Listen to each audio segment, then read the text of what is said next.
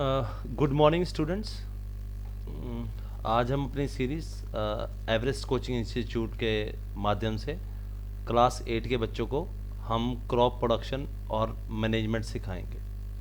आप जैसा कि वीडियो में देख रहे हैं कि एक प्लांट मैंने एक गमले में लगाया और प्लांट धीरे धीरे करके बड़ा हो रहा है, और यही हम क्रॉप प्रोडक्शन में इस चैप्टर में बात करेंगे, जहाँ पे हम ये देखना चाहेंगे कि कैसे हम जो फार्मर ने एक अपने फील्ड में कोई फसल लगाई है, कोई क्रॉप लगाई है, उसको वो कैसे काम करे और क्या क्या प्रैक्टिसेस करे जिससे उसको जो उसकी हार्वेस्ट है, जो क्रॉप है, वो बहुत ज़्यादा मिले। ठीक है, इसके लिए हम पहले कुछ चीज़ें बेसिक करेंगे। बेसिक में फर्स्ट पॉइंट आ जाता है कि all living organisms need food to perform their basic body functions like digestion, respiration and excretion. ठीक है, तो हम भी ह्यूमन बींग हैं, हम कुछ खाते हैं, ठीक है, सांस लेते हैं और उसको डाइजेस्ट भी करते हैं।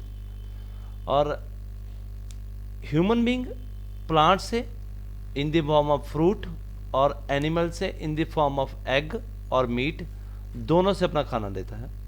ओके, फिर एक कंसेप्ट आ गया है कि खाना लेने के लिए लार्ज पॉपुलेशन में तीन चीज़ें बड़ी इंपॉर्टेंट है।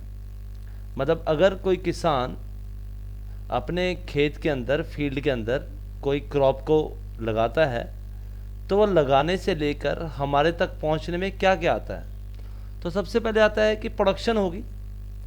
Crop needs to be put in the field, ठीक है, वो लगाई जाएगी, फिर उसका ध्यान रखा जाएगा, उसमें कोई मैन्योर डलेगी, फर्टिलाइज़र डलेगी।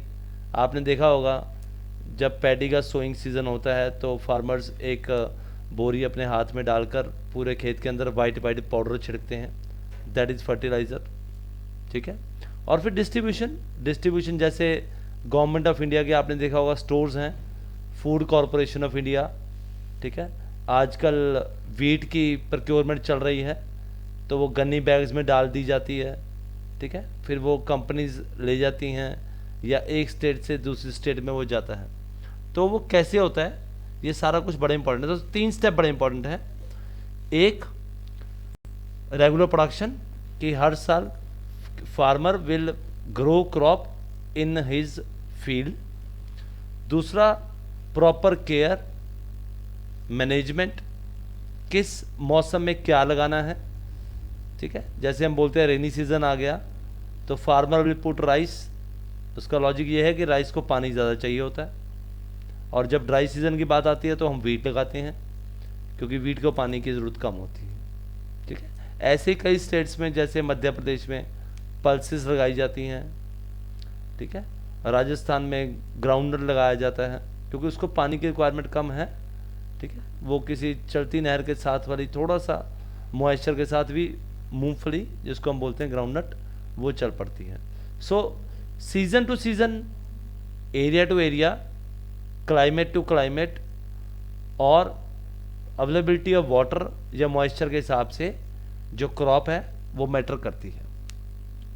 ओके, आप इसमें देख रहे हैं कि एक ट्रैक्टर मूव हो रहा है, पीछे उसके ट्रॉलर लगा है और एक फार्मर अपने खेत में काम कर रहा है।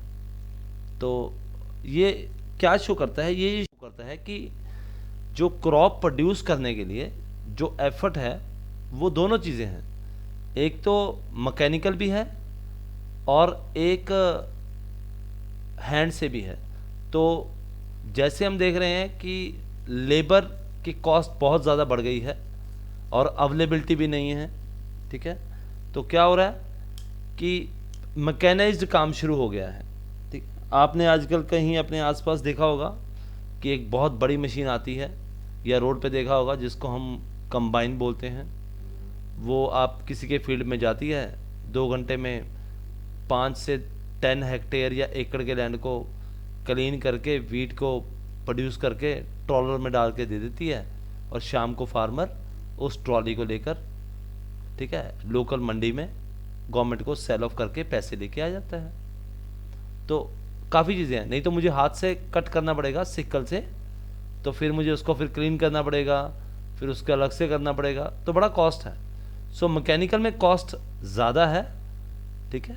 पर अगर घर में आपके किसी फार्मर के 10 या 15 फैमिली मेम्बर्स हैं और सारे मिलके काम करते हैं, जैसे हम हिली एरियाज़ में देखते हैं कि जहाँ पे लैंड होल्डिंग बहुत कम है, किसान के पास छोटा सा एक पहाड़ ही है, उस पहाड़ के ऊपर वो थोड़ा सा लगाता है और उससे फैमिली का काम चल जाता है, तो पूरी फैमिली उसमें काम करती है, ठीक है।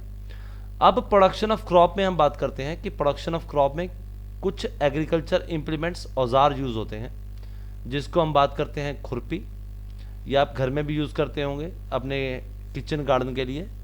फिर आती है सिकल, ठीक है, जिसको हम पंजाबी में बात करते हैं दाती, ठीक है, जो ये रोटेटिंग शाफ्ट की तरह है, इससे कट करते हैं हम। और फिर आ गया प्लो, ये अर्लीस्ट फॉर्म ऑफ फार्मिंग थी जहाँ पे 2 काउस को या 2 मेल बफ को लगा के पीछे उनके प्रो लगा के खेत को जोता जाता था, ठीक है। और भी हैं ये वाले, this is used to remove weed from the field, ठीक है। आपने सब देखे होंगे, ये भी आपने देखे होंगे। इसको आज की डेट में रिप्लेस हो गया है ट्रैक्टर से। So tractor is mechanised work, this is more of a manual, okay. तो पहले लैंड होल्डिंग और अब की लैंड होल्डिंग में बहुत फ़र्क है। अब एग्रीकल्चर आया कहाँ से, उसके लिए हम एवोल्यूशन ऑफ एग्रीकल्चर के बारे में थोड़ा सा पढ़ेंगे। एवोल्यूशन ऑफ एग्रीकल्चर ये कहता है कि अगर हम बहुत देर पहले जाएं तो जो इंसान थे वो नोमैडिक थे। नोमैडिक का मतलब क्या है कि एक जगह नहीं रहते थे, घूमते रहते थे इन सर्च ऑफ फूड, ठीक है। कुछ भी जो मिलता था उनको, रॉ कोई भी मिलता था, कोई फ्रूट मिला, कोई वेजिटेबल मिले, कोई एनिमल मिला, उसको मारा, उसको कुक किया, उसको खा लिया। कोई फॉर्म नहीं था कि फूड इस फॉर्म का होगा। धीरे धीरे जैसे जैसे टाइम निकला कि ह्यूमन बीइंग ने सीखा कि हमने फसल या क्रॉप कैसे उगानी है, ठीक है। और आज की डेट में जब हम बात करते हैं 1970 से पहले, जब एक एकड़ में, एक लैंड में बहुत कम क्रॉप की आउटपुट निकलती थी और आज से बहुत ज़्यादा निकलती है, तो क्या हो रहा है, धीरे धीरे with the passage of time technology advance हो रही है, हमें इस तरह की क्रॉप मिल रही हैं जिनकी जर्मिनेशन बहुत फास्ट है, बहुत तेज़ी से होती हैं, ठीक है। आपने देखा होगा कि पहले किसी के गांव में अगर कोई रहता हो तो गांव में कोई आम का पेड़ लगा हुआ है, उस पर बहुत ज़्यादा आम लगते हैं, पर लोग बात करते हैं कि आम के ट्री ग्रो होने में टाइम लगता है। पर आज की डेट में ऐसा नहीं है, आप 3 साल 4 साल हाइब्रिड प्लांट को लाओ, उसके ऊपर भी आपके मैंगो लगने लग जाएंगे। तो टाइम चेंज हो गया है। तो ये धीरे धीरे साइंस की टेक्नोलॉजी या टेक्नोलॉजी की अपग्रेडेशन की वजह से हुआ है, ओके। अब व्हाट इज क्रॉप, ये नॉर्मली एक क्वेश्चन है जो पूछा जाता है कि क्रॉप क्या है। जब किसी भी एक प्लांट को बहुत लार्ज स्केल पे लगाया जाएगा तो उसको हम क्रॉप बोलते हैं। नॉर्मली क्रॉप को 3 हिस्सों में बांटा जाता है, एक सीरियल्स, एक वेजिटेबल्स और फ्रूट्स। फ्रूट्स जैसे हम खाते हैं एप्पल, बनाना, पाइनएप्पल, ये भी एरिया पे डिपेंड करता है। वेजिटेबल्स आपके घर में आता है पोटैटो, टोमेटो, कॉलीफ्लावर, ठीक है, जिंजर। सीरियल्स हमारे लिए ज़्यादा इम्पॉर्टेंट है क्योंकि इस पे ह्यूमन बीइंग की सर्वाइवल डिपेंड करती है। तो हम पल्सेस लेते हैं, ठीक है, हम ग्राउंडनट्स लेते हैं, हम वीट लेते हैं, हम राइस लेते हैं, तो ये सब चीज़ क्रॉप के अंदर आएगी। सो कल्टीवेशन है, लार्ज स्केल पे किसी की भी क्रॉप को ग्रो करने को, ठीक है, किसी भी प्लांट को ग्रो करने को हम क्रॉप बोलते हैं, और ये हमेशा लार्ज स्केल पे होती है। हम नहीं देखते किसी फार्मर ने अपने खेत के अंदर एक मैंगो का ट्री लगाया हुआ है। अगर वहाँ पे मैंगो की कल्टीवेशन होती है तो उसने 10, 50 या 100 लगाए होंगे। जैसे यूपी, उत्तर प्रदेश में लखनऊ के पास एक जगह है जहाँ पे वर्ल्ड फेमस मैंगो होते हैं, और बिहार में भी यही सीज़न है, ठीक है। तो एरिया टू एरिया डिपेंड करता है। तो ये क्रॉप या कौन सी कैसे लगाई जाएगी, ये काफ़ी चीज़ों पर डिपेंड करती है, क्योंकि इंडिया की जो कंट्री है वो बड़ी वास्ट है। हर एरिया में फ़र्क पड़ता है। किस चीज़ का? क्लाइमेट कंडीशन, जैसे कि टेम्परेचर। जैसे एप्पल को ग्रो करने के लिए टेम्परेचर थोड़ा सा ठंडा चाहिए, तो जब स्नो सीज़न आता है तभी एप्पल का ट्री फल देने लगता है, ओके।